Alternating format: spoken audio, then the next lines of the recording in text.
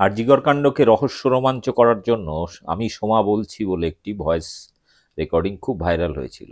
আজকে একটি ওরকমই কল রেকর্ড ভাইরাল হয়েছে। সেখানে আমি সোমা বলছি, সেই সোমাকে ফোন করার পর তার দাদা ফোন ধরেছিল। যদিও এটা কাল্পনিক, তাহলে শুনুন সেই সোমার দাদা সোমা সম্পর্কে কি বলছেন, কি অবস্থায় আছে সেই সোমা বলছি। ভিডিওটি ব্যাপক ভাইরাল হয়েছে, আপনারাও দেখুন, ব্যাপক শেয়ার করুন। হ্যাঁ গো, শোনো না, আমি সোমার দাদা বলছি গো। আরে সোমা এখন একটু ঘুমাচ্ছে। 23 তারিখ থেকে ওর অবস্থা খুব একটা ভালো না। যখনই জ্ঞান আসছে ছয় ছয় বলে হেঁচকি তুলে চিৎকার করছে, তারপর আবার হেঁচকি তুলতে তুলতে অজ্ঞান হয়ে যাচ্ছে। কোন ওষুধেই যে কাজ হচ্ছে না গো। আসলে বোনটা তো কম চেষ্টা করেনি। কমরেডদের নির্দেশে একটা অডিও বানিয়ে মার্কেটে ছেড়েছিল। এখন কমরেডরা নিজেরাও শূন্য হয়েছে, আমার বোনটাও জ্ঞান শূন্য করছে। এখন ওরা আর কেউ ফোন করে খোঁজটাও নিচ্ছে না, জানেন তো।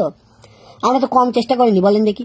150 গ্রাম সিমেন্টের তত্ত্ব ছড়িয়েছি, মেয়েটার পেলভিক বোন ভাঙা ছিল বলেছি, মেয়েটার কলার বোন ভাঙা ছিল বলেছি, মেয়েটার পা 180 ডিগ্রি ঘোরানো ছিল বলেছি। আমার বোন জানতো এগুলো সব মিছে কথা, তবু ওদের ক্ষতি করার আশায় কোনো কিছুই তো বাকি রাখেনি। হাড় হিম করা গল্প শুনিয়েছে। বোন তো একা নয়, বোনের সাথে কম রেটরাও তো কম করেনি বলুন।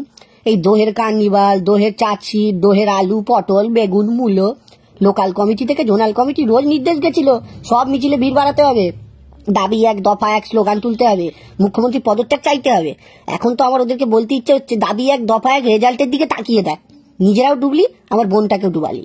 সোমার অডিওটা লাখ লাখ লোক শুনেছিল, এমন ভাবে রসিয়ে বোন বানিয়েছিল, অনেকে বিশ্বাসও করেছিল।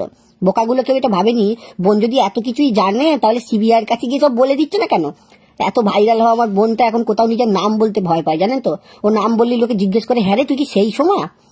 23 তারিখের ধাক্কা বোনটা আমার সামলাতে পারেনি। আসলে ও তো কলেজে লালপাটি করতো, আর আমাদের বাবা ছিল বিরাট কমরেড। ধনে পাতাটা পর্যন্ত লাইন দিয়ে কিনতো না, বিনা পয়সা বাড়িতে এসে দিয়ে যেত। সেই বাবার সাম্রাজ্য নষ্ট হয়েছে দিদিমণির জন্য। একটা রাগ তো থাকেই গল, সেই রাগ থেকে এসব করা। কিন্তু এত কিছু করার পরে যখন দেখলো সবুজ পার্টি 6টায় জিতে গেছে, ও ঠিক মেনে নিতে পারিনি।